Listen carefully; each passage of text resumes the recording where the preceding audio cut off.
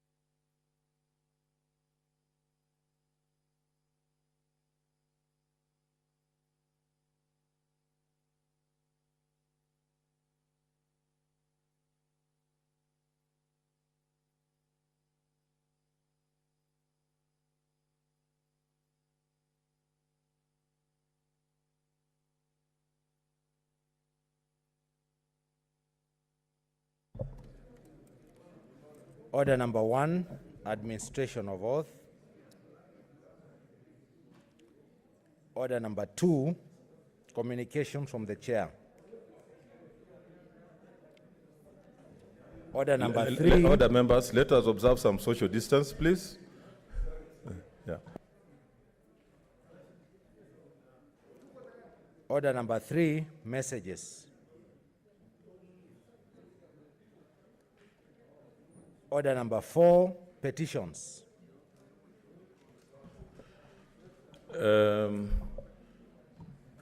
Report on Standing Committee, Legal and Human Rights Commission. Chairperson.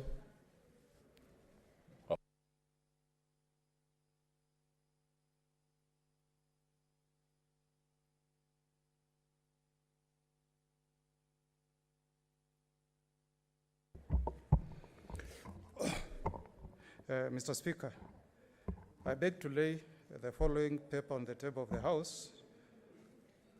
Today, Tuesday, 15th of September, 2020, report on consideration of a petition by Bernard Wahere and Jacqueline Mutere on implementation of the report on the Truth, Justice, and Reconciliation Commission, TJRC. Mr. Speaker, the Standing Committee on Justice, Legal Affairs, Human Rights is established pursuant to Standing Order 218 and is mandated to inter alia consider all matters relating to constitutional affairs, the organization and administration of law, justice, elections, promotions of principle of leadership, ethics, and integrity agreements, treaties, conventions, and implementations of the provisions of the Constitution on human rights. Mr. Speaker, the committee is composed of members whom we all know. Mr. Speaker, on Tuesday, 16th May 2019, the Speaker reported to the Senate the petition by Bernard Wahere and Jacqueline Mutere on implementation of the report of Truth, Justice, and Reconciliation Commission. Pursuant to Standing Order 232-2 of the Senate Standing Orders, the petition was committed to the Standing Committee on Justice, Legal Affairs, Human Rights for consideration.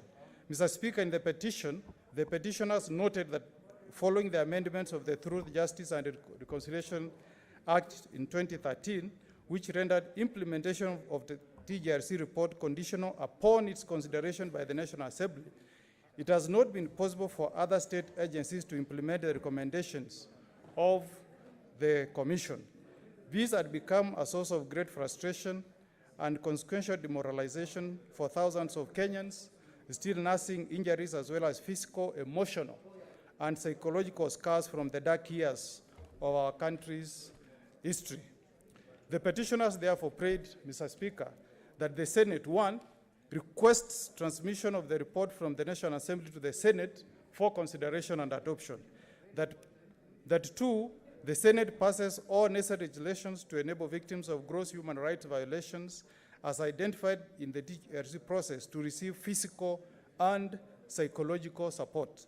Three, the Senate implements the recommendations of the TJRC report that concern counties, in particular, the establishment and funding of gender-based violence recovery and rehabilitation centers in the 47 counties.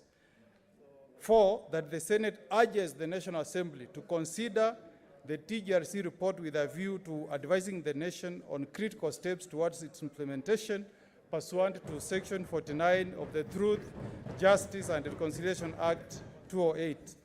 Four, that the Senate causes the establishment of the Parliamentary Select Committee to oversight the implementation of the TJRC report recommendations and promote national healing and reconciliation. Mr. Speaker, the committee proceeded to consider the petition, and in this regard, the committee held meetings with the petitioners and the Solicitor General, and further received written submissions on the matter from the Office of the Attorney General. The main issues that the committee had to address, Mr. Speaker, is how to unlock the process of implementing the recommendations contained in the TJRC report. Mr. Speaker, senators may recall the Truth, Justice, and Reconciliation Act 2008 was amended by the National Assembly in December 2013, among others deleting paragraph 49.3 thereon, which provided that implementation of the TJRC report will commence within 6 months upon publication. Mr. Speaker, the provision as amended provides that the implementation of the TJRC report shall only commence after consideration of the report by the National Assembly. Mr. Speaker, although it is now exactly 7 years since the TJRC report was submitted to the National Assembly on July 2013, the report is yet to be formally scheduled for consideration and a debate by the National Assembly, which will unlock the implementation of its recommendations by the various agencies and organs of the national and county government. Mr. Speaker, the committee did note that during the State of the Nation address delivered to Parliament on Thursday, 26th of March 2015, His Excellency the President, inter alia, one, urged lawmakers to expedite process of the Truth, Justice, and Reconciliation Commission report, seen as critical in formulation of a reparation framework. Two, instructed the National Treasury to establish a fund of Kenya shillings 10 billion over the next 3 years to be used for restorative. Yes, Senator Haniri, what's your point of intervention? Mr. Speaker, I hate to interrupt my good friend, the senior counsel, Senator Omogeni, but I just wanted to bring it to your attention that Senator Omogeni is totally out of order. And this is in reference to our own standing orders, and in particular standing order number 232, paragraph 2, which he referred to when he started to issue the statement. Mr. Speaker, The standing order states that whenever a petition is committed to a standing committee, the committee shall, in not more than 60 calendar days from the time of reading the prayer, respond to the petitioner by way of a report addressed to the petitioner or petitioners and laid on the table of the Senate, and no debate on or in relation to the report shall be allowed. But the Speaker may allow comments or observations in relation to the petition for not more than 30 minutes. Mr. Speaker, the standing orders are very clear that once the committee is done with the report, they're supposed to table. He's not supposed to read. He's reading the report. So he's contravening even two standing orders. This is the first one, 32, and the one that states that no speeches shall be read. So, Mr. Speaker, is the senior counsel in order? You are actually out of order, so just table the report. I stand guided, Mr. Speaker, but the practice has been that on a matter of national importance like this, I highlight the key recommendations to enable the House to note, but if I'm directed, I will lay it before the House and rest the matter as directed. Okay, thank you. Report, Standing Committee on Agriculture, Livestock, Chair.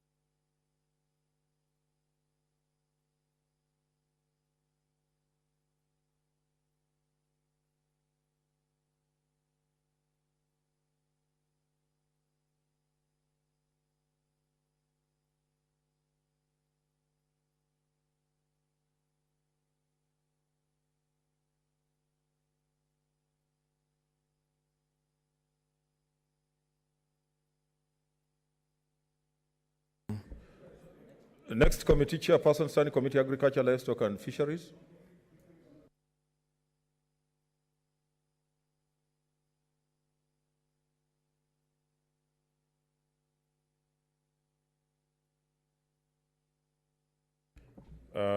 Deferred petition by Senator Dr. Michael Mbito. No.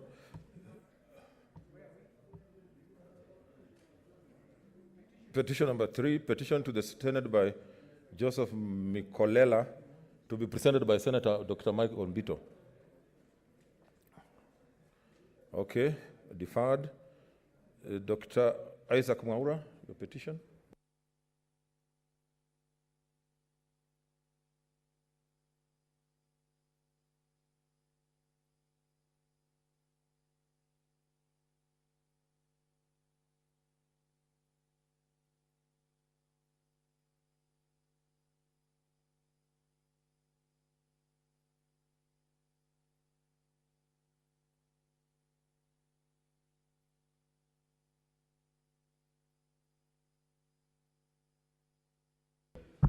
Sorry, Mr. Speaker. Mr. Speaker, Senator Kangata, wear your mask. Senator Kangata, wear your mask. I beg to lay the following petition on behalf of the petitioners as follows. a petition to the Senate concerning NHIF cover to kidney post-transplant medication. We, the undersigned citizens of Kenya, and in particular, kidney transplant survivors and families, draw the attention of the Senate to the following. One, that kidney failure has been on the rise globally and nationally in the recent years, causing about 2.1% of the total deaths, according to the World Health Organization, resulting to early deaths of youth and children, and of course the aged. Two, that the growing burden of kidney diseases has been raised as one of the most significant barriers to the attainment of the universal health care, UHC.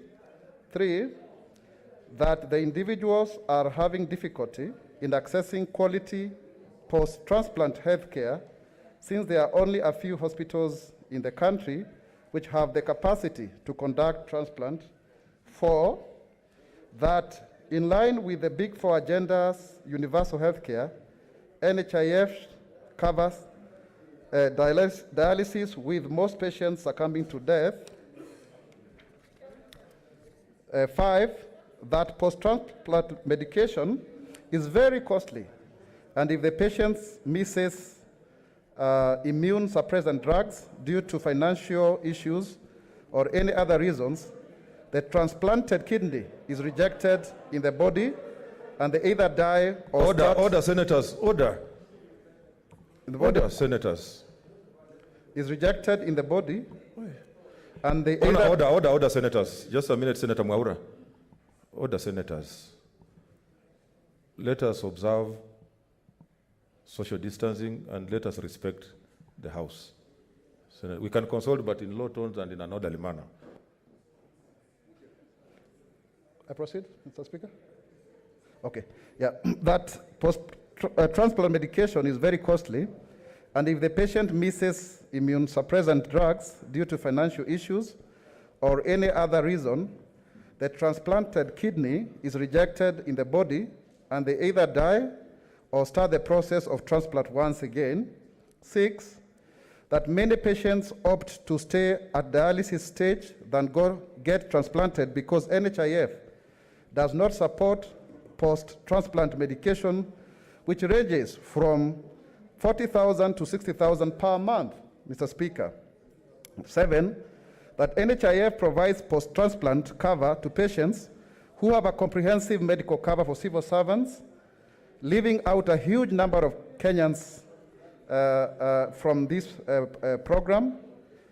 Eight, that we have made the best effort to have these matters addressed by the relevant authorities, of which they have failed to give a satisfactory response.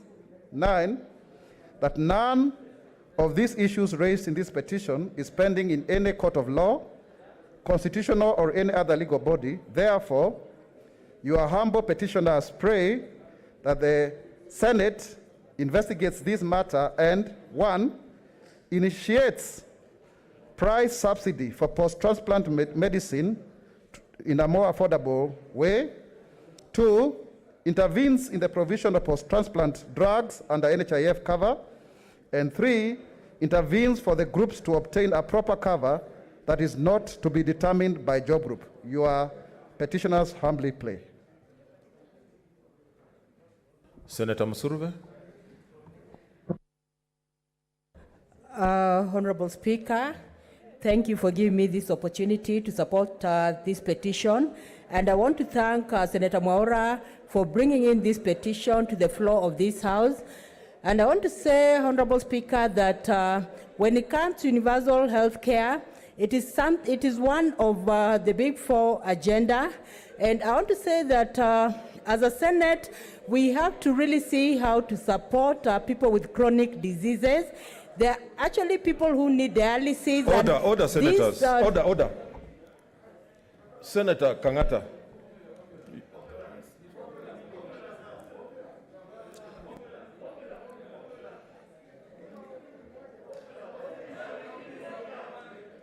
Proceed, Senator. Thank you, Honorable Speaker. Order. So I want to say that... Order, senators. Order, senators. Order, senators. Order, senators. honestly, you are not going to tell the Speaker how to run the House. We have an order paper.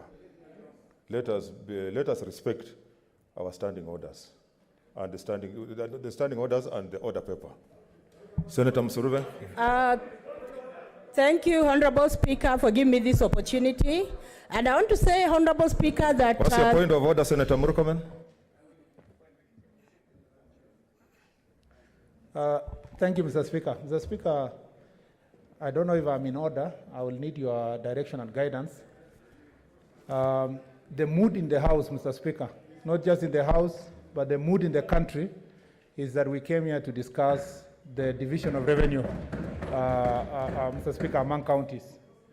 And Mr. Speaker, although petitions are very important and all of them are in the order paper, including the formula itself, Mr. Speaker, am I in order to suggest that, Mr. Speaker, we progress fast to the question of division of revenue among counties, then we come back to continue progressing with the business of dealing with petitions, Mr. Speaker, because Kenyans are waiting our decision and counties have been waiting our decision, and Mr. Speaker, particularly because there is a false accusation out there that this House is not ready to make a decision, that we are the ones, Mr. Speaker, who are delaying this decision. I want Kenyans to know that we are very eager and anxious to dispense with this matter, Mr. Speaker, and then we progress. So am I in order to request, Mr. Speaker, for that rearrangement of the order paper?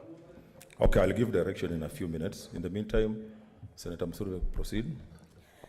Thank you, Honorable Speaker, for giving me this opportunity to actually support this important petition that affects millions and millions of Kenyans. And I want to say, Honorable Speaker, that universal health care is important, and there are Kenyans who have chronic diseases. There are Kenyans who, suffer from blood pressure. There are some Kenyans also who need dialysis on a weekly basis. And I want to say, Honorable Speaker, that so many families are suffering out there, because sometimes you'll find that the head of the family is supposed to actually look for money for dialysis, and he is not covered. So there's need to ensure that the NHIF covers, dialysis patients, so that these families are cushioned. And even as I speak about dialysis patients, Honorable Speaker, there are also patients who are suffering from cancer, and no one cares about them. There's need for NHIF to ensure that it is doing something about Kenyans. I want to say that as a Senate, we have to see how to cushion many families.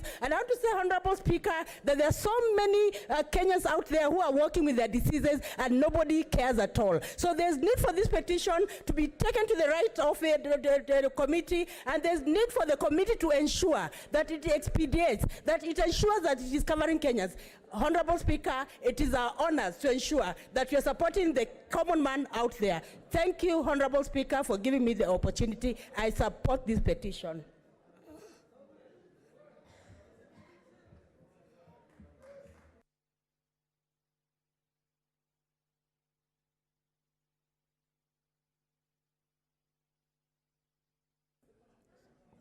Senator Linturi.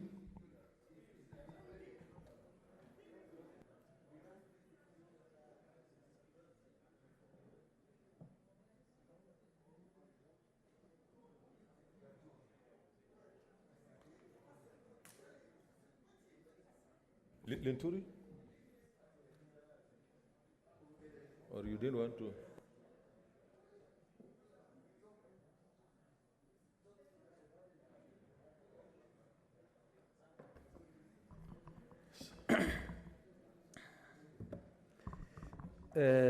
Mr. Speaker, let me agree with the sentiments or the comments made by Senator Mwaura in this petition. And further, Mr. Speaker, state that the universal health care, which is one of the big four agendas of the President of this Republic, Mr. Speaker, is something that we cannot wish away. It's something that is so important to this country, Mr. Speaker. However, Mr. Speaker, I would want to, Mr. Speaker, to say clearly, if we are really to succeed in ensuring there is universal health care in this country, some bit of transparency is highly required, honesty and genuineness in the manner in which we conduct ourselves in terms of advice to our patients, how hospitals treat our patients, Mr. Speaker. And Mr. Speaker, I don't know whether people are aware that right now, even those that are covered under NHIF, when you get admitted to any of our hospitals in this country, there is something that they call pre-authorization before any hospital accepts to treat you. But the sad thing, Mr. Speaker, is that, Mr. Speaker, even after treatment, patients are being forced to stay in hospitals, in the hospitals, awaiting payment from NHIF because they are sent or appear to not have enough sufficient money to guarantee claims that are being forwarded to them by hospitals. So, Mr. Speaker, we really need to think about this matter seriously. It is not easy, and the worst situation a person can be is a situation where one is sick and requires urgent treatment, and there is nobody to show up to really support or offer that particular service, Mr. Speaker. And Mr. Speaker, let me finally say that for those that have interacted with our level 5 hospitals, and I want everybody else that is listening out there to really counter-check this information. Information is being shared by those people that work in different hospitals, that the suppliers of these UHC equipments or drugs that are supposed to be under that particular scheme, Mr. Speaker, are only dropped in hospitals. There are no deliveries being signed. There are no LOPOs, Mr. Speaker, and for that matter, our hospitals are not able to account for what is delivered to them. So, Mr. Speaker, as we think wholesomely on this particular matter, let us also ensure that there are proper systems to check on this, because otherwise, this may also end up being another big scandal, like the mess, like what is happening in Kemsa, because we are in a situation whereby nearly everything that is being done is demand-driven in terms of how much money we make from our poor and dying Kenyans. Thank you. Professor Ongeri. Thank you, Mr. Speaker, for giving me the opportunity to speak on an area that I'm an expert. I'm the one who started the renal biopsies in this country to be able to determine the level of renal disease in this country. And it was quite clear that far from the other causes that we were able to locate in Europe, in Africa, there were other tropical elements that led to the kidney failure. The situation here, Mr. Speaker, is that those who have kidney failure, they either will succumb and will develop what we call end-stage renal failure and die without any intervention.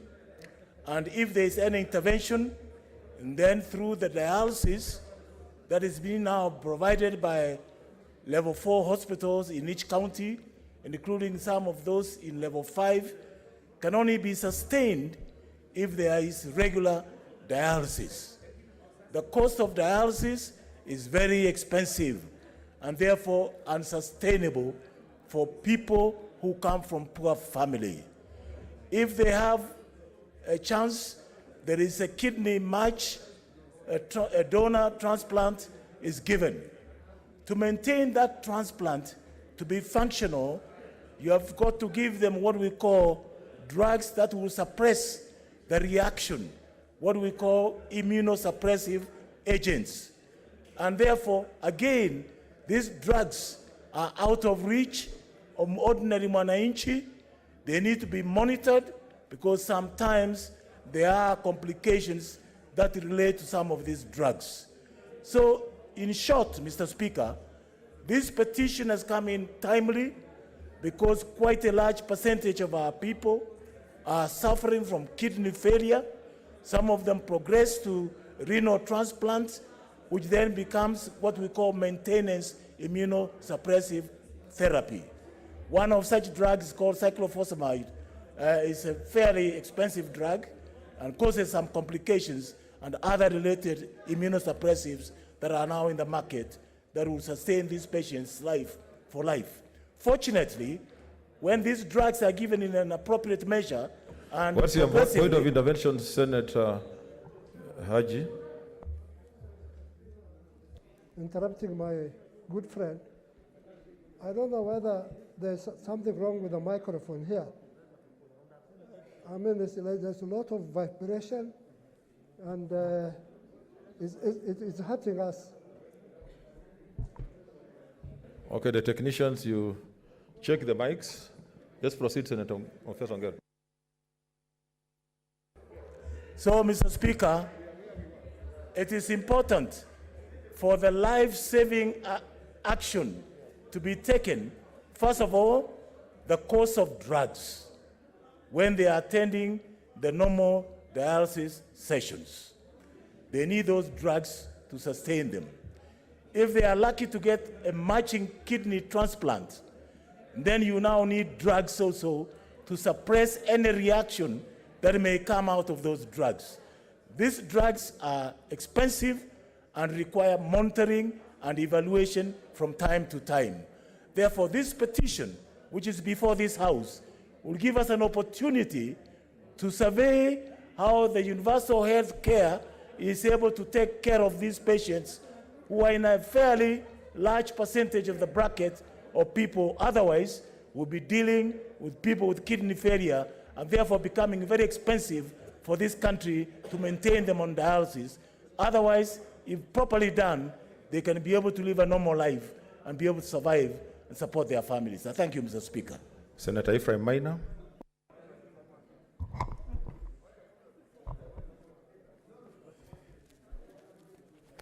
Thank you, Mr. Speaker. I like to support this petition. And Mr. Speaker, as a country, we need to re-examine ourselves regarding health care. Mr. Speaker, even before we come to this kind of complicated case of kidney transplant and the effects thereafter, Mr. Speaker, in this country today, each of us knows when you go to the hospital the kind of bill you are faced with. And Mr. Speaker, most of our ordinary people just cannot afford. Mr. Speaker, even our primary health care, which leads to this kind of complication, needs also to be looked at. I hope the committee will go deeper into this matter. But Mr. Speaker, I would wish to draw attention also to the committee to the issue of UHC, which had been started as a pilot project in 4 counties, Machakos, Kisumu, Isiolo, and Nyeri. And Mr. Speaker, it came about a year ago, and just as it came, Mr. Speaker, it disappeared just about a couple of months ago. And Mr. Speaker, many people are suffering today because even if they go to the UHC, they cannot just be to NHIF, they will be required to pay some, I don't know, 3 months, I'd wait for some 3 months. And Mr. Speaker, I would wish this committee to look into the same matter. I'm saying this because the issue of the transplant and the complications thereof and the cost thereof, as has been actually narrated in the petition, is really unavoidable to the common man. And not just the kidney transplant. There are the diseases like cancer. There are other even simpler diseases.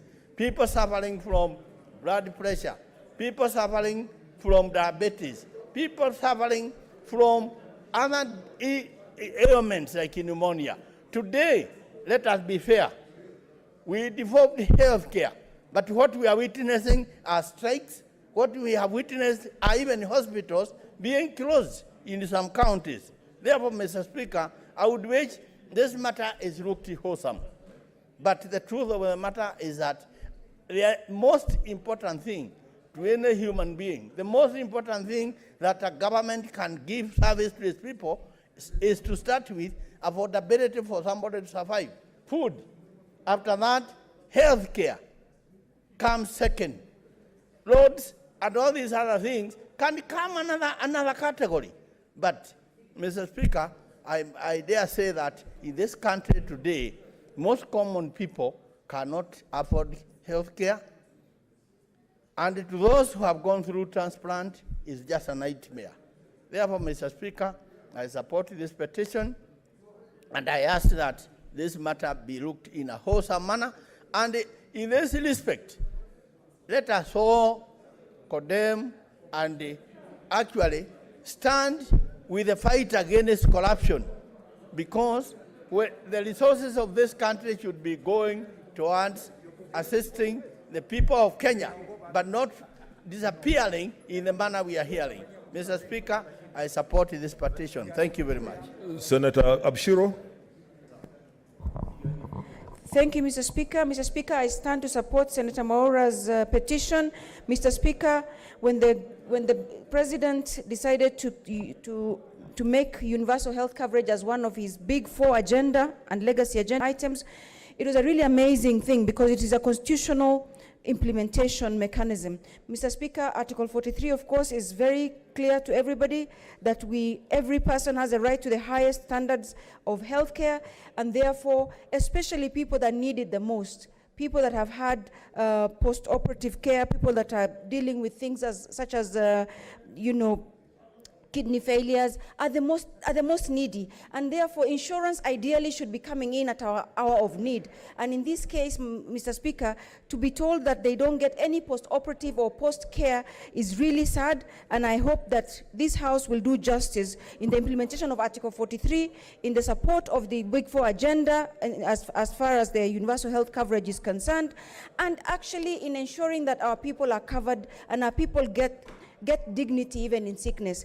Mr. Speaker, I have sponsored a bill on the dignity of human beings, the preservation of human dignity, and enforcement of socio-economic rights. I cannot think of a better thing for us to be dealing with than the health care of people that are actually on the verge of a life-threatening, kidney failures and kidney care. Mr. Speaker, NDCs or non-communicable diseases are becoming the #1 killer of our people. A huge percentage, I know a lot of focus has been given to communicable diseases in the past, and now with COVID, of course, all our attention is on communicable diseases, but we still have non-communicable diseases are #1 killer in this country, and kidney failure is one of them, Mr. Speaker. So, Mr. Speaker, I would like to say that I hope the Health Committee that is going to deal with this petition comes to wide-ranging recommendations that is going to ensure that we implement our Constitution, we support our President in the implementation of his Big 4 agenda with regards to health coverage, but more importantly, we preserve the dignity of our people by giving them the most basic health care they deserve. I support, Mr. Speaker. Okay, order, senators. Order. You have overshot. Okay, take your seats.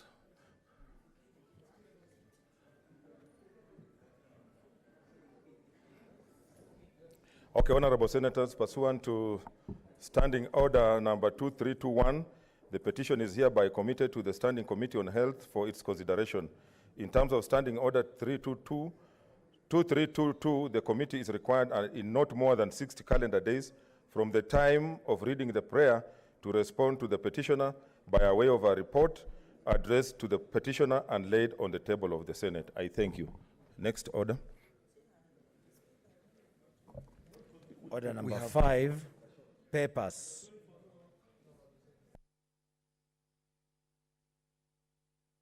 Papers.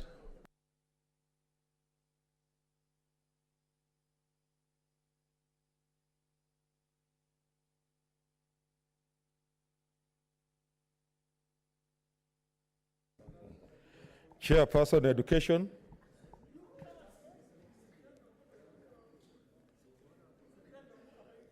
Okay, deferred. Oh.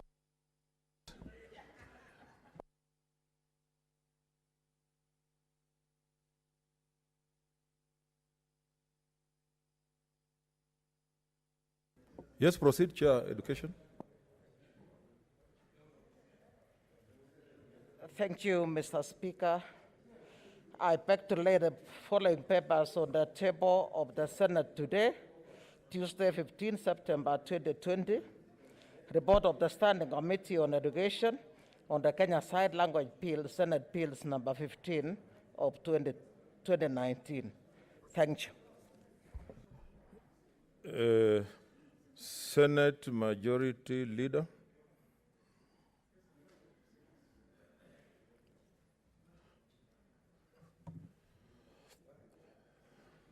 Deferred.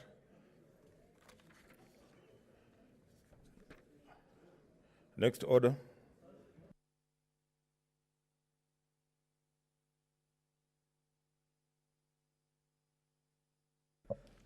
Order number 6, notices of motion.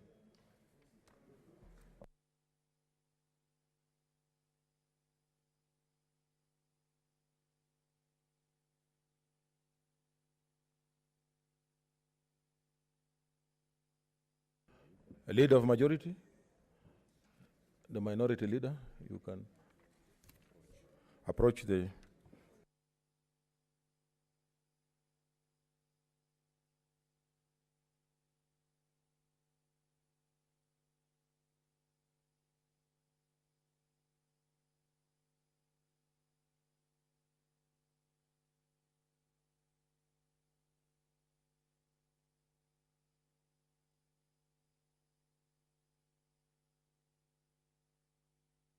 Senator Dulo, approach the chair.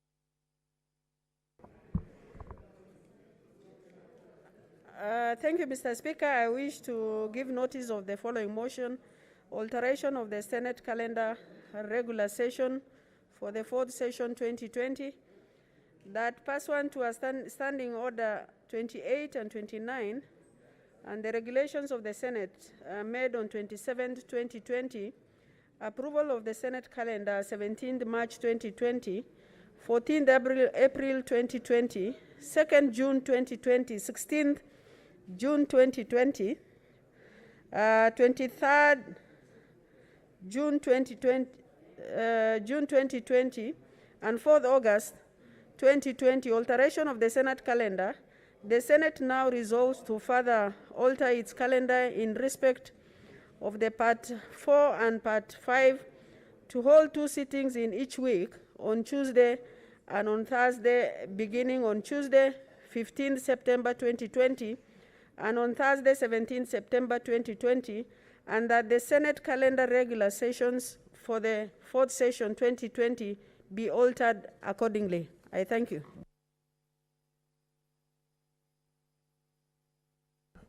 Next order.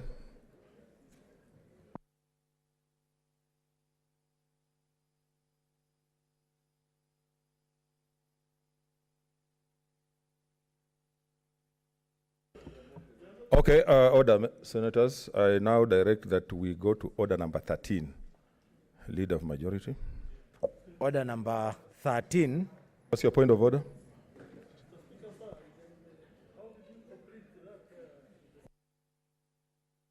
Pardon? You put on your mic?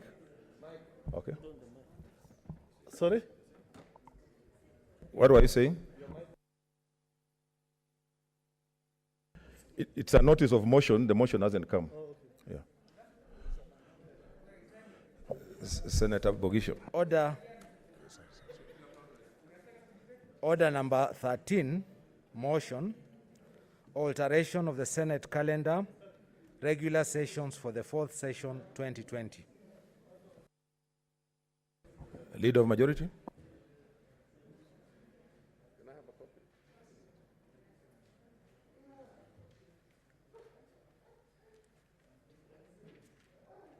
is the house so quiet?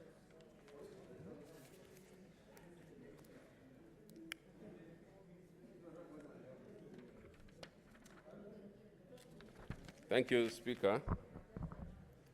The Speaker, I beg to move that pursuant to Standing Orders number 28, 29, and the resolutions of the Senate made on the 27th February 2020, which is approval of the Senate calendar, 17th March 2020, 14th April 2020, 2nd June 2020, 16th June 2020, 23rd June 2020, and 4th August 2020, alteration of the Senate calendar. The Senate now resolves to further alter its calendar in respect of Part 4 and Part 5, to hold 2 sittings in each week on Tuesdays and Thursdays, beginning on Tuesday 15th September 2020 and on Thursday 17th September 2020, and that the Senate calendar regular sessions for the 4th session 2020 be altered accordingly. The Speaker, this is very straightforward, as requested by members themselves, that they would like to be meeting twice in a week from this week, Mr. Speaker, so that we can cover much ground, and would therefore, Mr. Speaker, just add that the members do support this, and we move our sessions to 2 days in a week. And I think I will move. The Speaker, I beg to move and ask the Minority Leader to second. Thank you very much.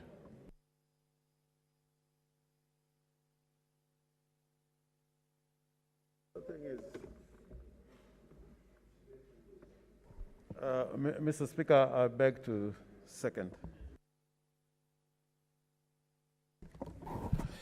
Okay, Honorable Senators, I propose the question, which is that pursuant to Standing Orders 28 and 29 and the resolution of the Senate made on 27 February 2020 approval of the Senate calendar, June 2020 and 4th August 2020, alteration of the Senate calendar, the Senate now resolves to further alter its calendar in respect of Part 4 and Part 5 to hold 2 sittings in each week on Tuesdays and Thursdays, beginning on Tuesday, 15th September 2020, and on Thursday, 17th September 2020, under the Senate calendar regular sessions for the 4th session 2020 be altered accordingly.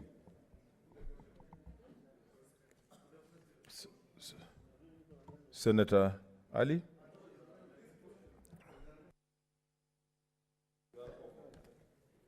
Thank you, Mr. Speaker. Mr. Speaker, sir, I beg to move the following amendment to the motion on the alteration of the Senate calendar.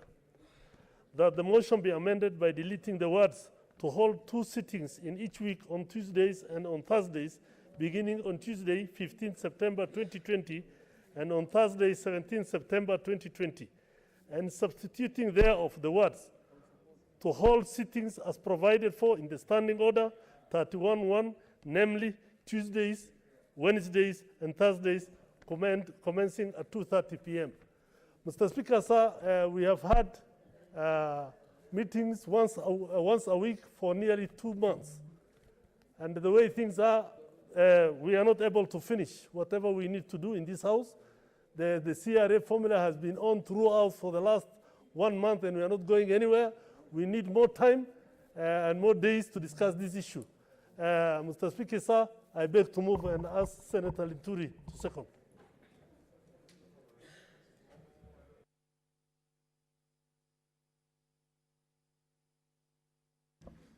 Mr. Speaker, let me second this motion by saying very clearly that this Senate has a lot of reports to adopt. If I remember, before we left public accounts, we had so many reports here. We have the mess report, so many reports which I cannot continually name. And considering, Mr. Speaker, the proposals being made by the majority leader is for us to come from our constituencies on a Tuesday, remain in the chamber, skip a day that is Wednesday, which is a day that would as well not do anything literally out of Nairobi, and then come on a Thursday. It's waste of time. Mr. Speaker, I support that we must continue working from Monday, Tuesday, Tuesday, Wednesday, and Thursday, because we have work to do, and I think it is only necessary to apply or to use our time prudently, because we come from our constituencies to come and sit here, so we have no Wednesday to sit down here and waste. Thank you, Mr. Speaker. I propose a question, which is that the motion be amended by deleting the words "to hold 2 sittings in each week on Tuesday and on Thursdays, beginning on Tuesday, 15 September 2020, and on Thursday, 17 September 2020, and substituting thereof the words "to hold sittings as provided for in Standing Order 31, 1, namely Tuesdays, Wednesdays, and Thursdays, commencing at 2:30 p.m. Senator Malala.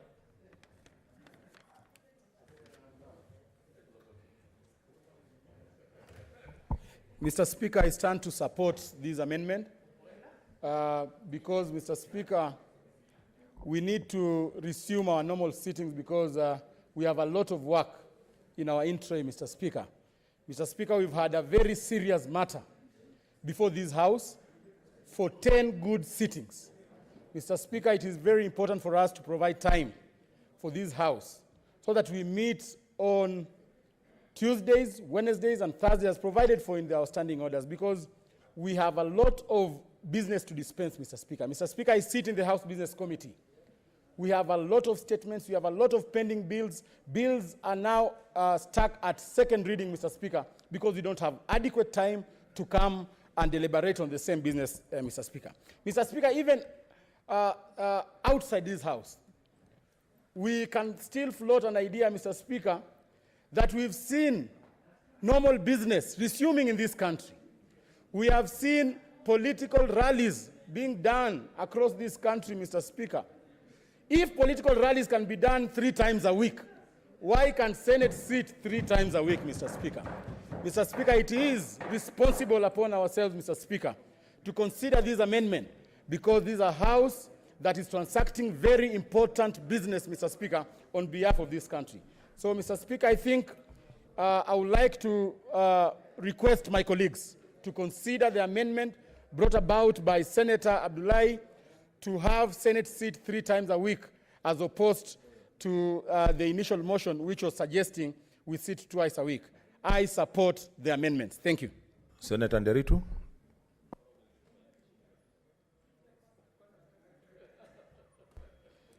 Thank you, Mr. Speaker, sir.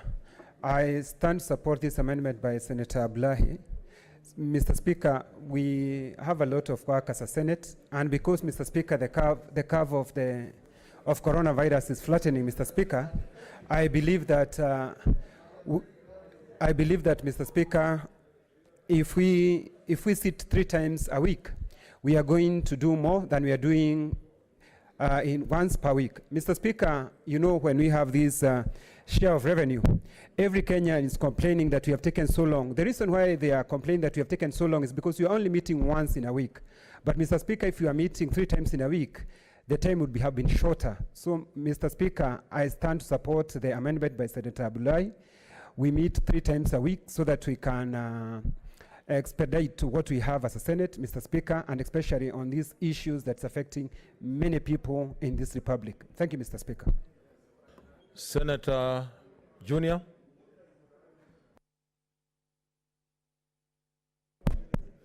Speaker, we're in September of 2020. I suspect, Mr. Speaker, from the proceedings of the last Senate, that you will have difficulties in 2021 to get members here, because majority of us will be campaigning. 2, Mr. Speaker, reggae is back.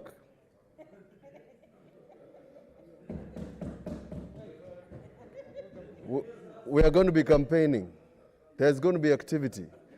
Mr. Speaker, since we are going to sit between now and December, Mr. Speaker, we should sit 3 times and clear the deck of all pending business, so that, Mr. Speaker, when we get into the era of electoral reform, because I suspect just like the last session, we spent a lot of time in the last year doing electoral reforms where Senator Orengo and Senator Kiraitu were chairing a joint committee.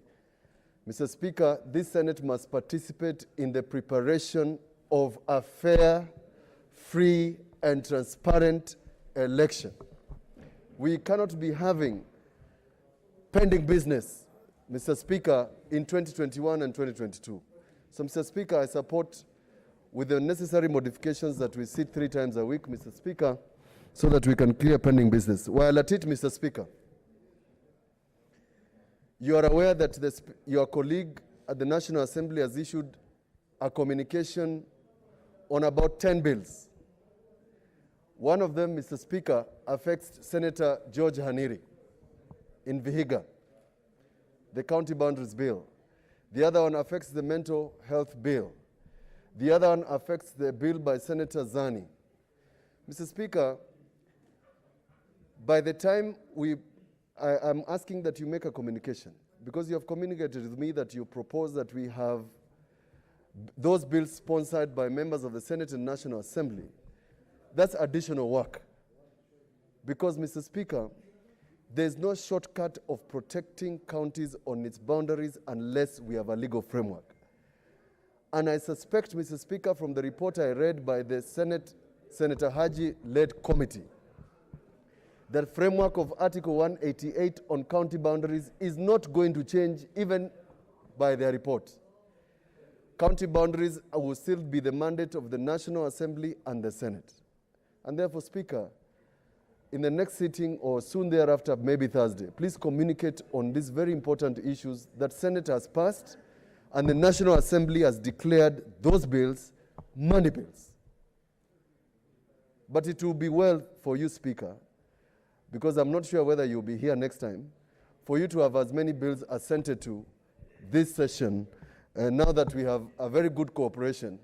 And Senator Fogisio and Senator Orengo, I've seen your pictures today at the big house, showing that now it means that we'll get our business of this Senate directly going there without necessarily using any other middle ground. Thank you. The bridge has been created. Thank you.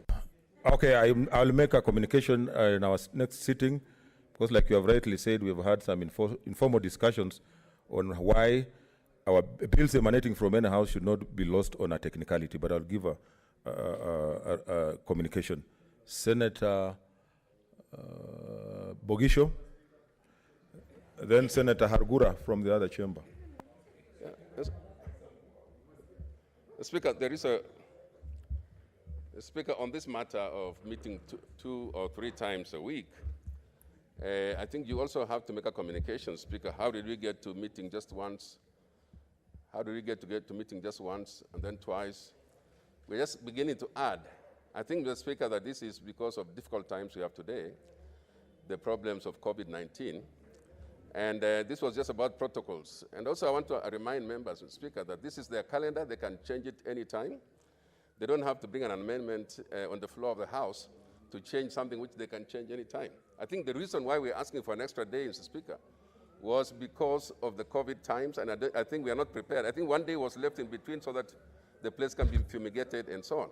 So you have to tell us through communication whether that is now possible, whether that has been opened now so that we can meet back to normal. Because, I mean, once we are back to normal, Mr. Speaker, once we are back to normal, we don't have to ask for permission from anybody. We just change our calendar as we wish. So, Mr. Speaker, I just wanted to allow members that they are free at any time to change the calendar. What's your point of intervention, Senator Ali? Leader, in order. I've done an amendment legally, by law. Why is it in order to rubbish what we have done? Yeah. No, I think he didn't. You're not allowed to oppose it. He didn't rubbish. He was just giving his views. Let's proceed, Senator Orengo. Oh, Senator Argura. I'd call Senator Argura, yes, sir.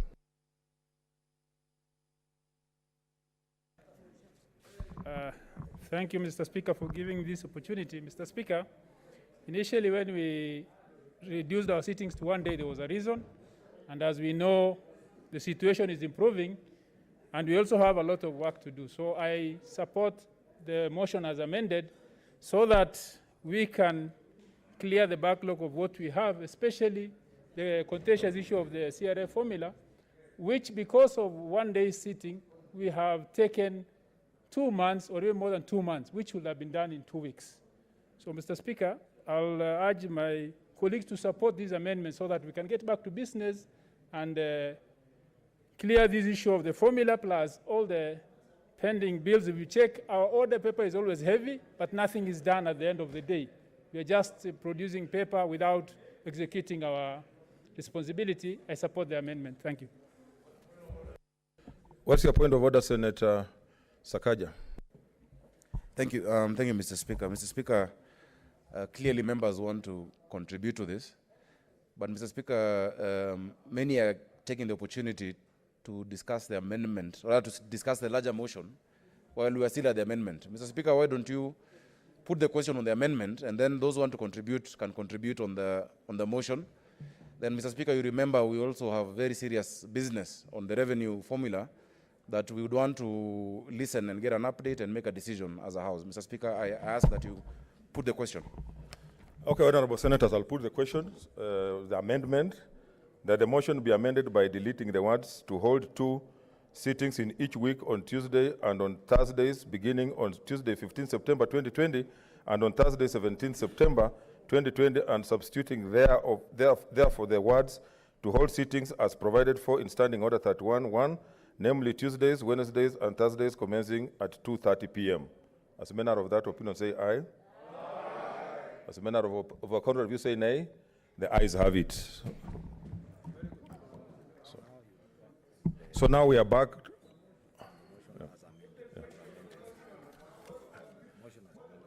Okay, now we put the question. Huh?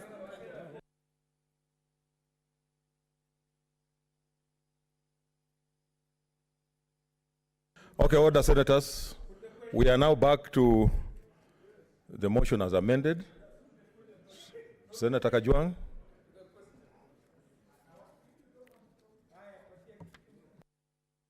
Senator Kajwang.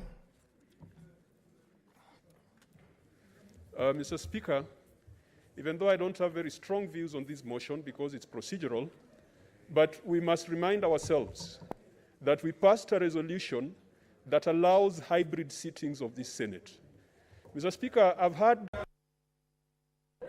What's your point of order, Senator Murkomen?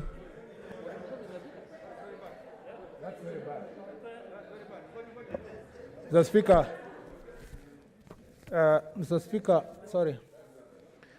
is Senator Kajwang in order to, Mr. Speaker, belittle the situation that befell Senator Malala, and particularly, Mr. Speaker, the fact that he's sitting inside a Subaru vehicle, Mr. Speaker, was because he was illegally arrested in circumstances that even IG and DCI yesterday have confirmed that they are not even sure who ordered. And Mr. Speaker, it's in public domain that Senator Malala has also told the country that his life is in danger. And it's part of serious public discourse. Mr. Speaker, is it in order for Senator Moses Kajwang, my friend, and who is young and I thought progressive, to, Mr. Speaker, belittle that very serious situation, Mr. Speaker, that our colleague is facing in this House? What's your point of order, Senator Wetangula? Okay, just a minute, Senator Kajwang. Speaker, I have no doubt that Senator Kajwang said it in jest and allow some comic relief in the House, really, because Senator Malala himself is here. He has not protested. Don't wail louder than the bereaved, Mr. Speaker. But, Mr. Speaker, that is not the issue I stood up for. The mood is very clear that we have much more serious work than extending the calendar or dealing with the sittings. I want to move, Mr. Speaker, that you put the question on this motion as amended so that we can go to more serious work. On behalf of my my son, Malala, I want to encourage him that Senator Kajwang is not a malicious man, and I'm sure he said it in jest. Let's move on. Okay, order.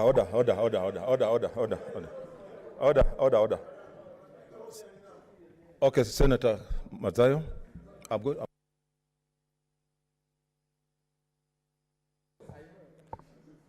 Bwana Spika, siku ile ambayo Malala atashikwa, atatiwa ndani ya gari ya Subaru rangi ya kijani, nilikuwa kwa nyumba yake. Jana nilikuwa hapa kwa hili bunge letu la Senate, nikamwona Malala akiwa analia hapa mbele ya maseneta wenzangu.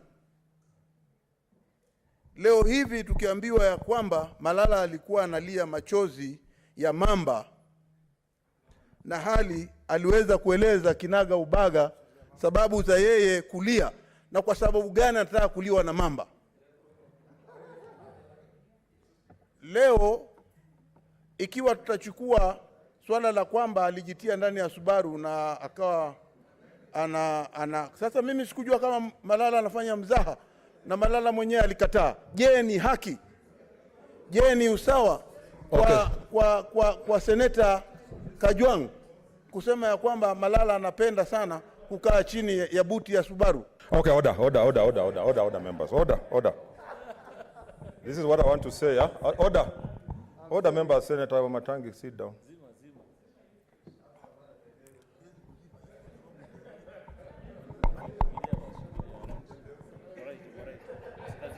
Okay, order, members. I know that was a grave matter, but I just want to ask all of us to be a bit sensitive when we make certain contributions. And I think it will be important that we be sensitive. I now put the question, which is that the motion for alteration of the calendar of the Senate as amended by Senator Abdullahi Ali's amendment be approved. Would as many of that opinion say aye? Aye. Would as many of a contrary view say nay? The ayes have it. Senator Bokisho.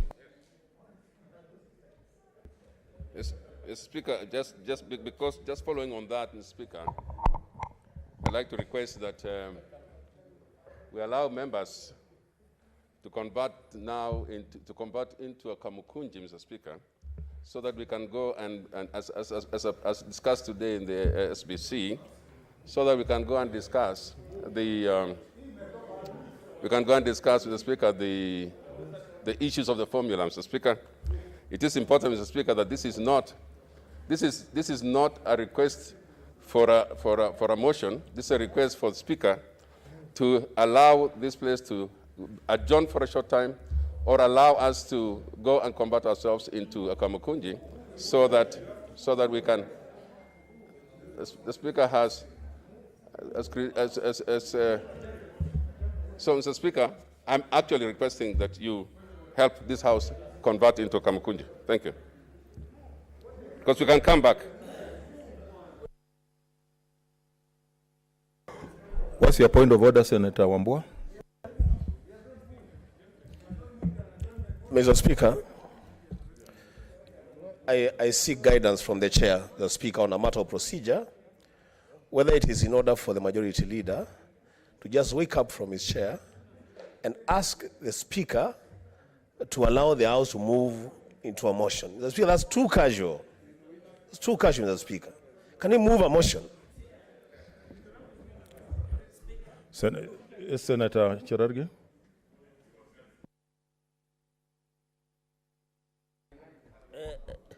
Thank you, Speaker. Mine is a comment. I think this issue of consensus building on the revenue formula is for the good of all of us. And I think the request that has been made, in my own opinion, is for you at understanding order number 1, where you can use discretion to give an adjournment, or we give us a break or a timeout for a few minutes, so that we can now sit and agree and maybe resolve this issue. Because there could be a possibility of some new information that the House might be met. So, Mr. Speaker, I think understanding order number 1, you can exercise your discretion there. I thank you, Speaker. Senator Wetangula.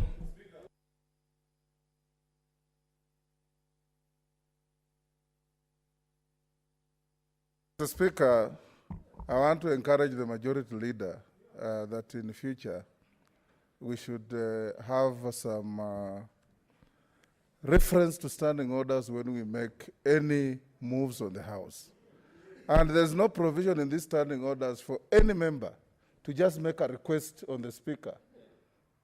You move in accordance with standing orders, and the majority leader should have moved you under Standing Order 105, that we do not adjourn whatever debate we have on the floor for whatever consultations we want to have. He's done the right thing wrongly, Mr. Speaker, and I want you to make sure that we have our records clean, because these proceedings will be read in the future by students, researchers, our children, our grandchildren, everybody. So having clean records and proper legal framework is quite important in any parliament. Yes, Leader of Majority, I think you're making an important request, but like they're saying, do it in the right way. Okay, what's your point of order? Mr. Speaker, this is a House of Rules and Procedures. In fact, we cannot just stand up and say that we are done. And unfortunately, we have done this before in this House. It's going to be a practice for us. And the majority leader, in fact, should invoke standing order number 32 to ask for the House to be adjourned. But just standing up and saying that, because, the practice we are now adopting in future, to be, it's going to be a practice of the House. So don't allow something like this to happen, Mr. Speaker. There must be procedure for asking for the House to be adjourned. I thank you. Senator Cheriot, what is it then I give the leader to do the right thing? Mr. Speaker, I have a different issue. I know earlier on when Senator Mutula rose on a point of order concerning issues to do with the consensus that is being built around bills in both houses of parliament, you gave an assurance to the House that you shall be giving a further communication. In your communication, Mr. Speaker, I want you to further assure senators in this House on the status of the case that we filed at the High Court about a year ago, because I am privy to information, Mr. Speaker, that leadership are perhaps considering the option of withdrawing that case without deferring back to us senators, because that was a decision of a resolution of the House. Therefore, it is extremely important when you're bringing that communication, Mr. Speaker, that you make it clear that before any such decision can be taken, you must revert back to this House so that senators give you the permission on the direction you take with regards to that case, Mr. Speaker. Okay. Why don't we allow Leader of Majority so that we, which one? That issue, I will issue a communication.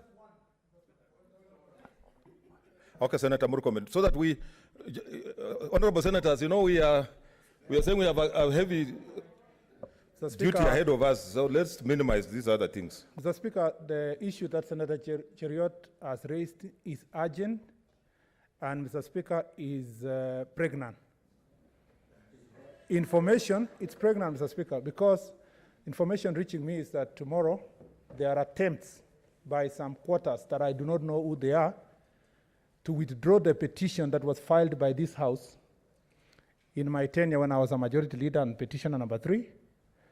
And Mr. Speaker, that withdrawal of the petition is going to be heard tomorrow. And rumors has it that, Mr. Speaker, you consented, the minority leader, the new majority leader, consented to withdraw that petition, despite the fact that all this House, we moved to court under very difficult circumstances, Mr. Speaker. Mr. Speaker, order, members. wait, Mr. Speaker, that is more grave. In fact, it might be graver, Mr. Speaker, than the issue of revenue, Mr. Speaker. Mr. Speaker, just in case, and I want to say this, just in case there is anyone contemplating, and I don't believe Senator Orengo can do that, just in case there is anyone who has been twisted by the executive to enter into a consent to withdraw that petition, which has already been opposed by Council of Governors and Katiba Institute, and I will oppose. Mr. Speaker, we will meet with you in court tomorrow. That is 1. 2, Mr. Speaker, this House will take that to be a grave violation, Mr. Speaker, of the procedure of this House, because Senate Business Committee made a resolution, and all of us went to the court. there is no authority that the Speaker has, or the majority leader or the minority leader, to withdraw that case, Mr. Speaker, without reference back to us. You know, Mr. Speaker, the struggle to make this House relevant, the struggle to make this House, Mr. Speaker, perform its responsibility started with a court process in 2013. And Mr. Speaker, for some of us who still believe in Senate and who want to serve in this House, and Mr. Speaker, who believe that Senate must continue performing its responsibility to protect devolution, it will be a grave mistake if there is any staff, any lawyer, any senator who is going to betray the cause, Mr. Speaker, of ensuring that this Senate becomes strong. If there is something, I will do everything humanly possible, Mr. Speaker, to oppose is any process that is geared towards withdrawal of that decision. Mr. Speaker, you've said you make a communication. Mr. Speaker, as you make your communication, please appreciate the sentiments that come from the members of this House who believe in posterity and the institution of the Senate. Leader,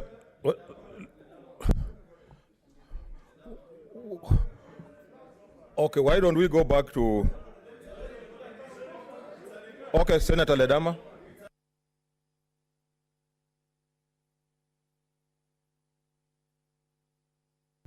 Okay. Mr. Speaker, sir, I'm wondering whether some of us are the only visitors in Jerusalem. We sit in this House, Senate pronounce itself through motions. You know, we sit here as 68 senators, including yourself, Mr. Speaker, sir. Anything that touches on devolution is a matter of life and death for us. So, Mr. Speaker, sir, I want to join So my is that colleagues. a point of order, or? I want to join my colleagues in saying that if there is any attempt to challenge the authority of the 68 members who sit in this House, it must be brought here so that we pass by a resolution of this House. So, Mr. Speaker, sir, I want to beseech you and the leadership that let us not try and play with the doctrine of separation of powers. Our generation will stand firm and defend it. We went to court. We marched from here all the way there. Mr. Speaker, sir, that day... So what's your point of order? My point of order is this. I am disturbed by the point of order raised by Senator Cheriot in regards to court cases that have been filed by this House, and now we hear that through the back door, they are being removed. Okay. Mr. Speaker, sir, I want to beseech you, as I go and sit, that please take these matters very seriously. That as a future generation, we are here to defend devolution in this country. Senator Orengo.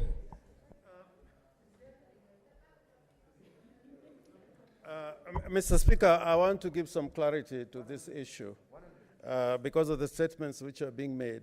But I think at a particular time, just like Senator Okongo Omugeni, Senior Counsel, when proceedings were in the Supreme Court, nobody even bothered about the outcome until he came here to tell us what was the outcome. If you ask anybody what was the outcome of that case, I think it's only Senator Mutula Kilonzo who, in certain conversations that we had with the Treasury when they were misquoting the judgment of the Supreme Court, that he was able to point out to them, you're reading the wrong section of the decision of the Supreme Court. So I just want to urge members that with the kind of interest that we show on some of these matters, I think when the matter comes in court, and there are many lawyers here, let us not allow Senator Okongo Omugeni to be the only person who is appearing in court. I have not been appearing, but it's Senator Okongo Omugeni who is there religiously trying to determine what is happening in court. So I would invite the members to come to court tomorrow because I think it's an important day in court. As regards the question of withdrawal, in fact, if you look at the proposals which came from the National Assembly, they wanted the Senate to withdraw the petition that the Senate had filed in the High Court. And, Mr. Speaker, you are aware that there was a resistance to a move towards the withdrawal of that petition. And that is the position. Because what is being discussed at the moment is a consent order in which the National Assembly, through their Speaker, has accepted that Article 110 of the Constitution, sub-Article 3, is mandatory. And he has gone further to say that we need to amend the standing orders of the Senate and the National Assembly. Because according to the National Assembly, consideration of whether a matter concerns counties or not is a matter they take to a committee in the National Assembly without reference to the Speaker. According to the proposal, which if the parties accept is going to be filed in court, a consent order, and I need not try to elaborate the difference between a court ruling and a consent order. A consent order is like a contract between one party or another. That's why in a consent order, the court does not actually write out a verdict. The parties sign the order before it is entered as an order of the court. So in that consent order, the Speaker of the National Assembly is admitting that Article 110 of the Constitution is obligatory. And he was saying that because we waste a lot of money, the other house discussing a bill, and when they have discussed it, then it comes to you for concurrence. The decision is that before any bill is read for the first time, before it actually reaches the House, because the House considers the bill when it's read for the first time, he is saying, and is agreeing with us, that that concurrence should take place before the bill is tabled. And you know how we have had that debate. And there is a matrix that the legal department were told to prepare, in which the progress of a bill before it's tabled and before it comes to you, before it goes to the Speaker of the National Assembly, they will want to see that all the stages have been passed through, including getting your concurrence before it is tabled. I wish I had that consent order here with me. And Senator Omugenia, I want to thank you, because the initial consent order that came from the National Assembly, Senator Mugeni was the first person to say, we cannot have this consent order. The second one is on the requirement to amend standing orders, because the standing orders of the National Assembly do not require that there should be concurrence. It requires that the matter is taken to the committee first, and then it's the committee which decides what is a matter concerning counties. The other third issue, which I think is a development, and this we have gotten courtesy of the Speaker of the National Assembly, he's saying there's a lot of bills which are pending in the other house on a lame excuse that they are money bills. He has looked at a lot of legislation in the United States where money bills go to both houses. And he's thinking that for whatever reason or for whatever it is worth, really there are only two bills that he thinks should not come to the Senate because they are specifically provided for. Those are the Appropriations Act. But he's saying all other bills, including money bill, in fact, we are trying to get a framework of how to ensure then what is defined as a money bill could be piloted through both houses. You know what happens in the National Assembly is that at the end of the bill they say this is a money bill, and on that basis alone the bill will not be discussed. All their bills at the end of it they write money. So the Speaker of the National Assembly, and we've agreed that we find the wishes of the Senate. And therefore, I would be proposing the minority leader or even the majority leader or the House leadership to give us a draft copy of the proposed consent order for the consideration by members of this House. So that if we feel there's a problem in some of the terms, we will raise those issues. But for me, I would agree that a consent order, a final judgment, the bottom line is the same. It is a verdict of the court. Thank you, Mr. Speaker. Senator Sakaja. Sakaja then. Thank you, Mr. Speaker. Mr. Speaker, while we appreciate what the Leader of Minority has said and the efforts of Senator Mugeni, Mr. Speaker, the question that we have, because this process, you were sent by the Senate, was when were you going to come back to us, Mr. Speaker, and explain what is going on? Because, Mr. Speaker, if it was just the decision of a judge, that is one thing. But a consent where parties are entering into and you're negotiating on our behalf, Mr. Speaker, ideally, there would have been a Kamkunji where you come and update us that this matter has reached here, and because of this is the decision we want to make. Now, if it is being done tomorrow, Mr. Speaker, and we're hearing it from the grapevine, we're hearing it from, I don't know, social media, whoever it is, Mr. Speaker, it's a bit unfair on the senators who sent Senator Umogeni and leader, and I'm saying we appreciate what they're doing, but you come back to us. Mr. Speaker, if you're saying that we're agreeing, yet just a week or two ago, the National Assembly declared Pandemic and Disaster Response Bill, which we worked on here, more than 170 submissions. In fact, in that committee, the Deputy Director of the Parliamentary Budget Office, who was sitting with us, made us make sure it is not a money bill. And after all that work, Senator Kasanga, you're now the chair of COVID committee, they just casually declare it a money bill. So, Mr. Speaker, this process, I think, is being mishandled. And I think we need to come back to us before going to court. We can't just meet in court. You need to come back to us, because until you do so, no one representing the Senate has authority to enter consent, Mr. Speaker, until you come back to those who sent you, Mr. Speaker. Finally, Mr. Speaker, on the other matter, I've seen members being very hard on the leader of majority.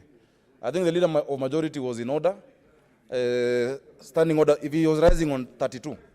Because standing order 32 says that a senator may, at any time, for reasons stated, seek to move that the Senate do now adjourn. He just didn't mention the standing order. And you'd have moved, there's no need to be too tough on him. He's had a tough few weeks. But Mr. Speaker, if you're to move under 105, then you have not called out the order. You need to call out the order for us to go to the revenue formula, and once you've called out the order, then you can move to adjourn. Let's listen to what... okay, Senator Kimani Wamatangi, then Wetangula. Okay. Just a minute. Okay, let him clear something, then I'll give you. Thank you, Mr. Speaker. Mr. Speaker, first I want to confess that acting for Senate, this is one of the most difficult clients I've ever dealt with. Because they give you instructions to act for them, but you will never get them to get further instructions. But Mr. Speaker, and I want the country to know that I'm doing this for the Senate pro bono without being paid any fees. But Mr. Speaker, you will confirm to the House, Mr. Speaker, that I wanted us to move together. And I'd requested the Speaker to call for Kamkunji yesterday so that I report back to the House the progress that we had made in trying to have this matter settled out of court. And as Senator Orengo has said, we have actually had a partial discussion because we have not agreed on issues on Article 109 and 114 on the money bill. We have made some progress on 110. But I can tell you that there is a very good, overtures coming our way from the Speaker of the National Assembly, including a proposal that we explore amending the standing orders of the National Assembly and the Senate to allow for co-sponsorship of bills, so that we don't have a situation where bills like the one that was sponsored by Senator Kasanga, mental health bill, has very good provisions, but was knocked down on account of it being a money bill. So I want to urge the House to trust the Senator for Jamira, who is a senior counsel, who is a former chair of the Law Society of Kenya, to offer able representation. But Mr. Speaker, you can give direction to the House as to when we will have a Kamkunji so that we report to the House on the progress we are making. And I agree with Senator Kangata, the leader of the whip from the majority side, that we need to report back to our clients, and then they give us authority to enter into any consent. That I fully agree. Thank you, Mr. Speaker. Senator Kimani Wamatangi, then Senator Wetangula.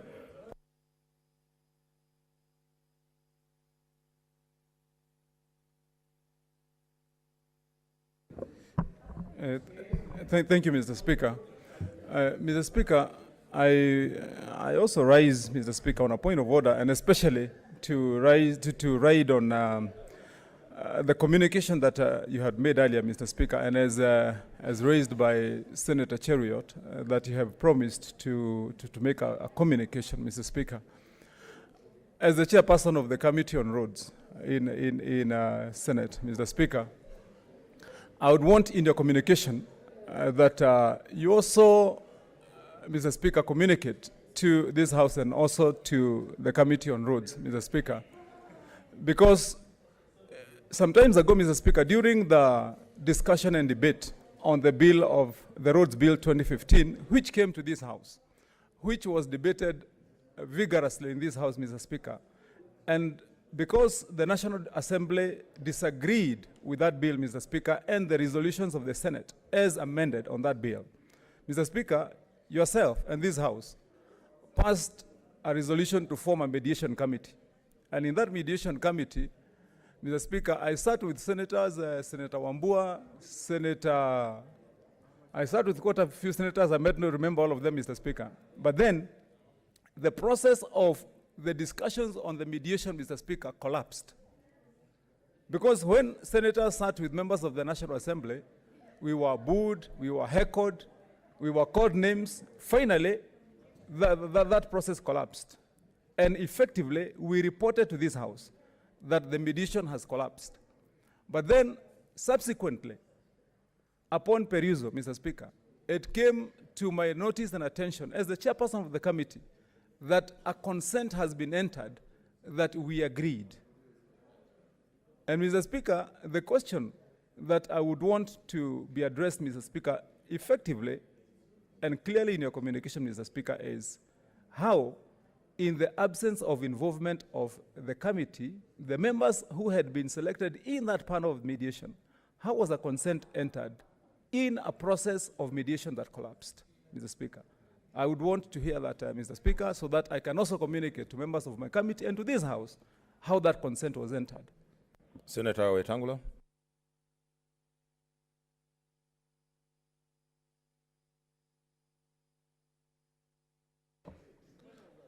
First, I want to thank the Senator for Kericho for raising this matter, and equally for the Senator for Siaya for offering an explanation.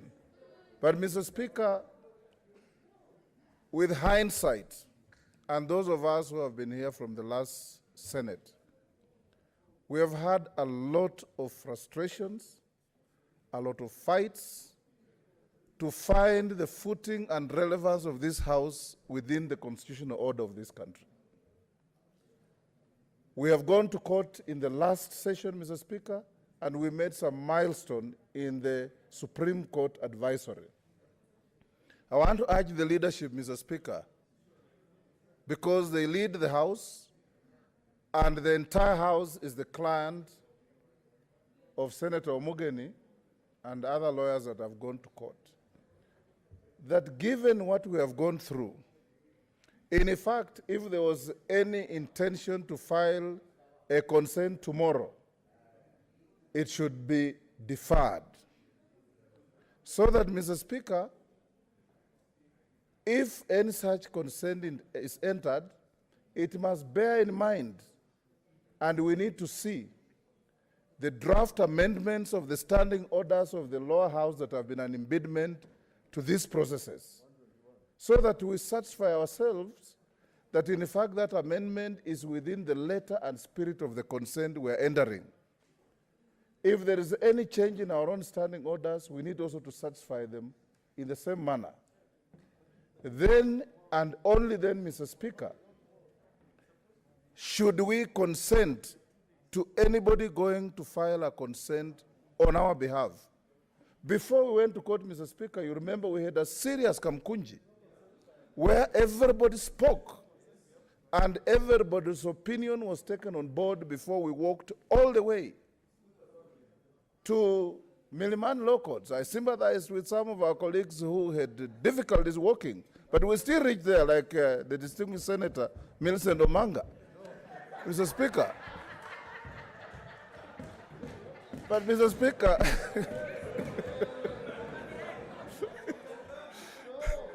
Mr. Speaker, I can say without any fear of contradiction that Mama Miradi had a lot of problems walking all the way. But Mr. Speaker, I want to urge Senator Orengo and Senator Bogisho to cause you to have a kamkunji. Let's look at what we went to court for and what are we achieving in the process of this consent so that going to the future, this House reclaims its position and constitutional relevance in the dispensation of the new order in this country. Because like Senator Orengo said, if you look at the Constitution, the issue of what a money bill is very fluid. It just says a money bill is a money bill. It doesn't say anything beyond that. And it's now been left to the National Assembly to decide what is a money bill and what isn't. We need to have defined parameters on what exactly is. And the Supreme Court said, can't envisage any legislation that doesn't touch on counties. So they must all come here. So, Mr. Speaker, I urge that tomorrow's proceedings in court and the parties can consent to stay anything to a later date so that we have clarity of these issues. Yes, point of information. Mr. Speaker, the position is no consent has been filed. And the case is starting tomorrow. And the judge, the bench directed there will be no adjournment. The case starts tomorrow. And I would also want to confirm to the Senate that our lawyers and the legal department, they have filed their submissions, full submissions on every question. So it's not nobody has gone to rest. And I think for that, some of us who are, we deserve a pat on the back because, preparing submissions is not an easy thing. If I show you the authorities and the submissions which have been filed, and our legal department in the Senate has done a lot of work. So I would say now that the consent has not been filed, let people come to court tomorrow, because the judge said there is no adjournment tomorrow. You must argue that case tomorrow for 2 days. You must argue that case, and I think the Council of Governors are also having problems with certain bills. The Katiba Institute have also brought some issues. So I just wanted, Mr. Speaker, to clarify, yes, there were discussions, and that discussions did not amount to a consent being filed as yet, and it did not amount to a withdrawal. And now we've been put in a position because of the directive of the court. And it's COVID time. It's a bench of, I think, 5 judges. 5 judges. And they said no adjournment tomorrow. So I think, Senator Cheriot, I would want to see you in the court tomorrow, whether it is virtual, but I think it's a physical hearing. Senator Cherargei, then we.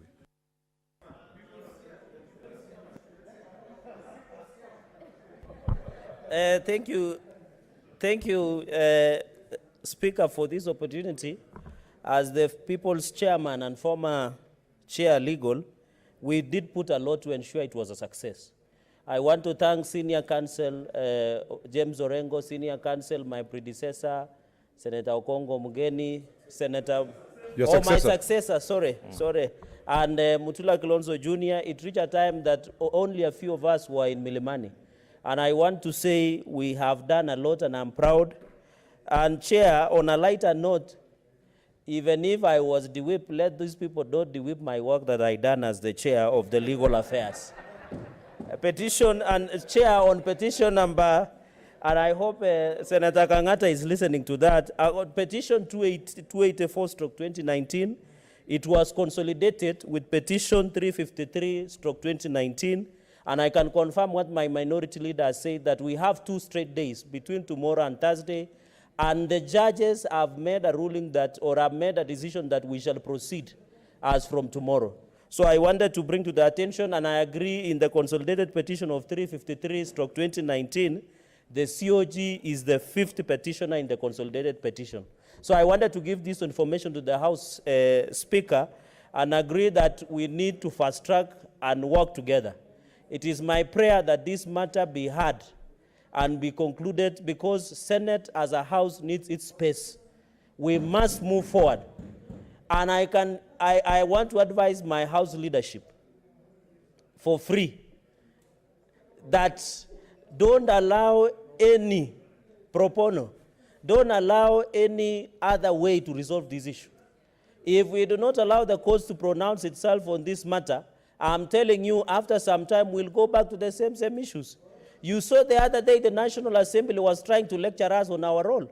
We cannot allow that to happen, Mr. Speaker, sir.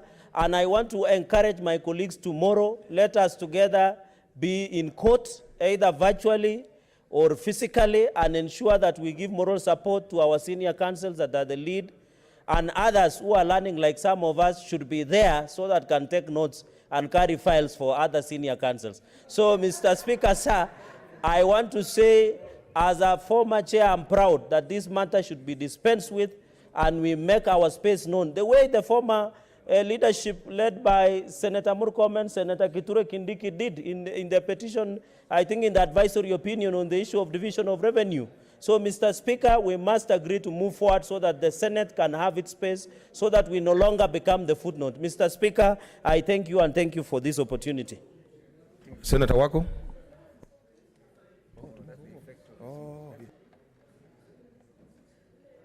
Yeah, thank you very much. I want also to speak on this.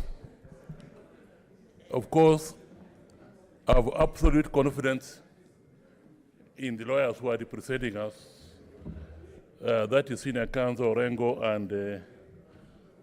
and the chair, the current chair of the Legal Affairs, Mr. Omogeni.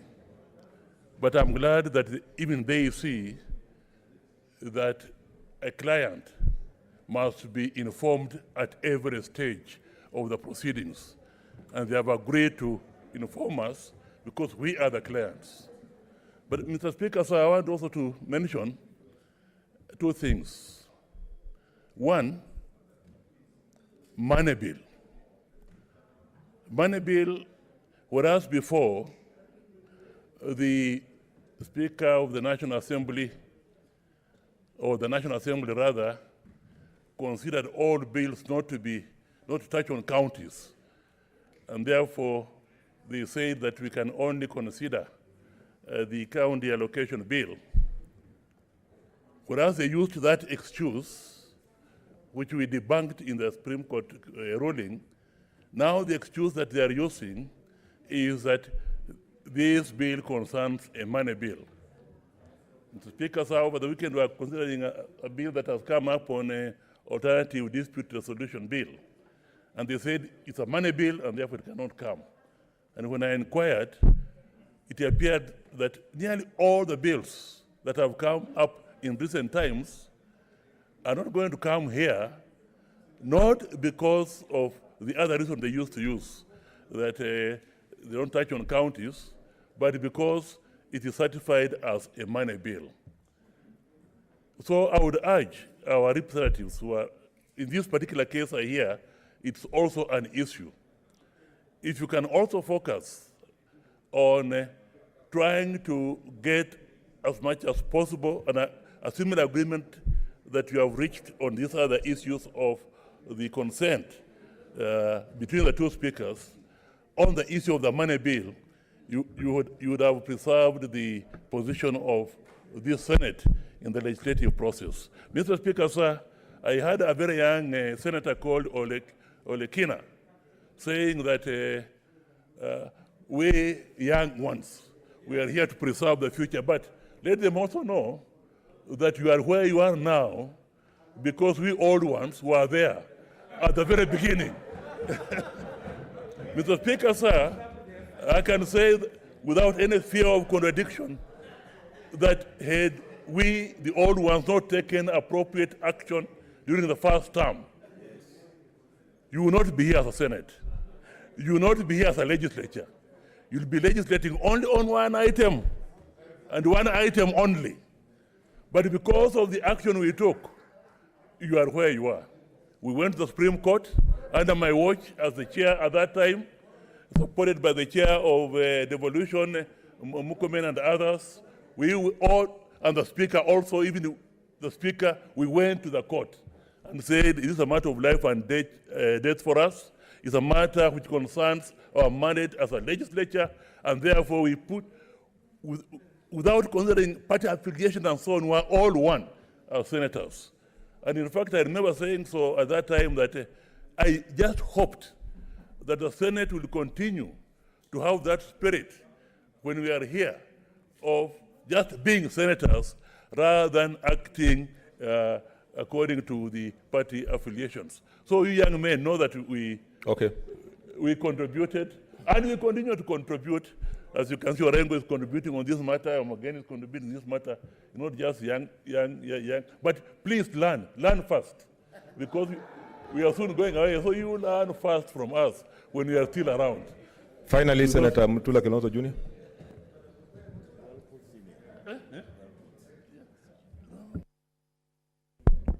Thank you, Speaker. Speaker, I think we first should congratulate our legal team, the one best in the Senate. We're only given 2 lawyers, and those 2 lawyers have done a tremendous job, including Senior Counsel Senator Omogeni, Senator Orengo, and to a large extent our clerk, who has aided in some of these prayers. Number 2, I'm aware, Speaker, that some people wanted us to withdraw this case. I'm also aware, because I saw a draft, that some people had rewarded the consent. The only consent that is acceptable to these very troublesome clients of Senator Omogeni is a consent on the prayers in our petition. If they allow the prayers we have sought about Article 110, Article 109 and 114, we are happy to consent that the petition be allowed as we have prayed.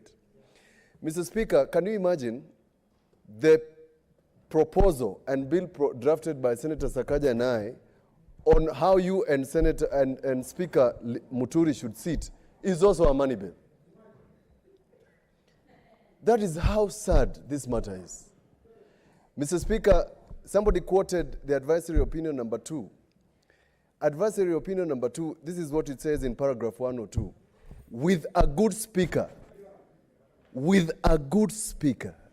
you will find anything about security, public administration that concerns counties. And therefore, I want to urge, Mr. Speaker, that Senator Omogeni comes back to us as his clients after he has made his submissions, not before. Thank you, Speaker. Senator Mwaura, 2 minutes, and then Chila Yako. 2 minutes. Thank you, Mr. Speaker. Mr. Speaker,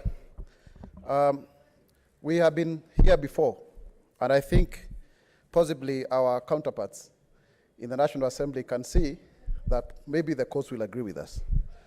I remember very well when I was seated in the Rules and Procedure Committee of the National Assembly, a suggestion was made to have co-sponsorship of bills, as Senator Omogeni has said. But because of the capricious nature of the debate between these two houses, that was actually, it was turned down.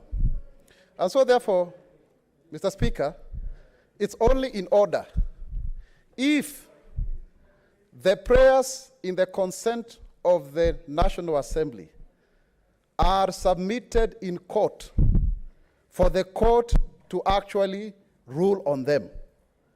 And in that regard, also, in our submission, we make it very clear in terms of the courts properly and definitely defining what is a money bill and what is a bill concerning county in their own interpretation, because that is actually their prerogative within the law.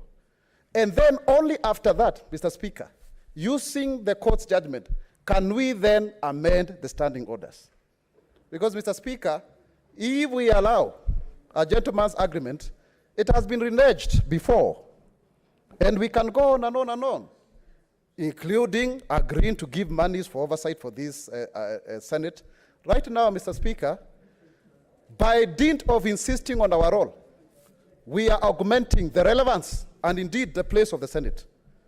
And so therefore, any consent thereof, even when it is coming on the heels of the division of revenue, the current third generation formula as per Article 203, 204, I think it is important that we allow the courts to rule on this matter, and then now we can come back and argue on a gentleman's argument. We cannot trust people who before have actually reneged on what we've agreed. Mr. Speaker, I support. Finally, Senator Ayako, we have to make progress.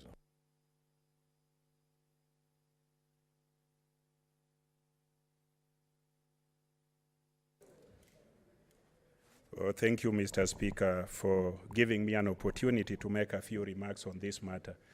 Mr. Speaker, I have not robbed for a long time. It was regarding this matter that I decided to look for my robe and go to court under the leadership of our minority leader and, of course, the lead counsel, Senator Omogeni. I think I want to congratulate them for standing firm. I want to state, Mr. Speaker, that my reading of the behavior of the National Assembly and its leadership is it's too little, too late.